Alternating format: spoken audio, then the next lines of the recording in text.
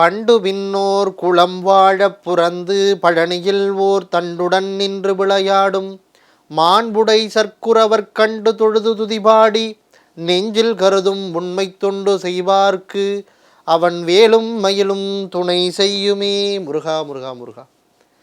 முருகப்பெருமானுடைய திருவுருளை போற்றுகிற வண்ணச்சரபம் பழனி தண்டபாணி சுவாமிகளுடைய வரிகளை, இந்த வரிகளை போற்றி வணங்கி, மக்கள் தொலைக்காட்சியினுடைய புத்தம்புது காலை என்கிற நிகழ்ச்சியில் கந்தனும் கவசமும் என்கிற பகுதியில் உங்களையெல்லாம் சந்திப்பதில் மற்றற்ற மகிழ்ச்சி அடைகிறேன்.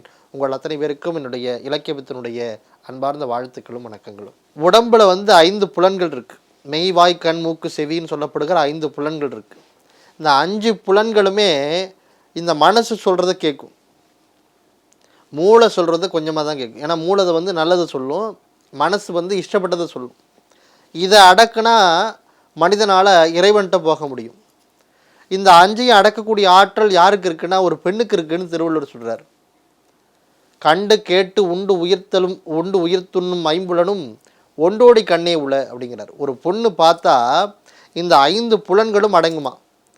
கண்ணு, காது, மூக்கு, வாய், மெய் என்கிற 5 உறுப்புகளுமே ஒரு பெண்ணினுடைய கண்ணை பார்த்து அடக்கும் அப்படிங்கிறார். கண்டு கேட்டு உண்டு உயிர் துண்ணும் ஐம்புலனும் ஒண்டோடி கண்ணே உள அப்படிங்கிறார். அப்போ பெண்ணுக்கு மயங்கக்கூடியது இந்த 5 புலன்கள் அப்படிங்கிறார் திருவள்ளுவர். இந்த 5 புலன்களும் தப்பு பண்ணுச்சுன்னா இந்த மனசாட்சி என்ன பண்ணுமா, கேள்வி கேட்குமா. தப்பு பண்ணிட்டு நல்லதாக பேசுகிறவன்ட்ட அந்த 5 புலன்களுமே கேள்வி கேட்குமா. அதையும் திருவள்ளுவர் சொல்கிறார். இப்போ நான் நான்வெஜ் சாப்பிட்றேன், மது மாமிசம் சாப்பிட்றேன், சாப்பிட்டுட்டு நான் இது வரைக்கும் மது மாமிசமே சாப்பிடல, இது வரைக்கும் மாமிசமே சாப்பிடல, மதுவும் குடிக்கலை அப்படின்னு நான் மேடையில் பேசுகிறேன்னா என்னுடைய வாய் சொல்லுமா உள்ளுக்குள்ளே, இவன் எவ்வளோ பெரிய திருட, இவ்வளவு நாள் மாமிசமும் மதுவும் சாப்பிட்ருக்கான், சாப்பிடவே இல்லைன்னு பொய் சொல்கிறானே இவன் அப்படின்னு இந்த மனசு சொல்லுமா, வாய் சொல்லுமா.